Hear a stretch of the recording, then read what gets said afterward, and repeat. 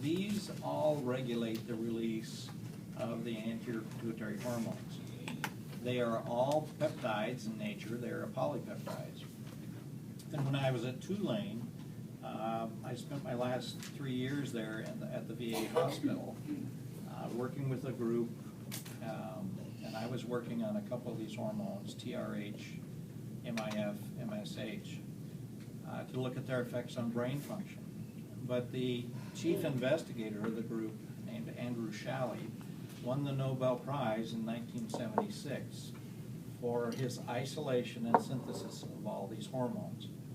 They took something like 25,000 sheep hypothalami and pituitary glands to isolate out all these hormones and synthesize them. And he and another gentleman at Baylor in Houston shared the Nobel Prize in medicine for their work. It took them some 20 years to do all that work. Kind of an interesting story, because these two guys worked together in the same lab at NIH, and when they won the Nobel Prize, they accused the other one of stealing each other's data and ideas, and were bitter enemies. But they split, I think, they each got almost $1 million for their work. At any rate, it was interesting to work with the group.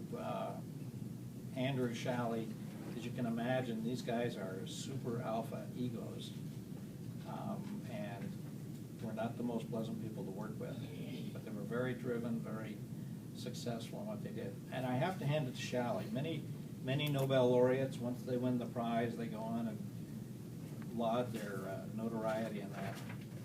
Shalley had worked with his wife all that time.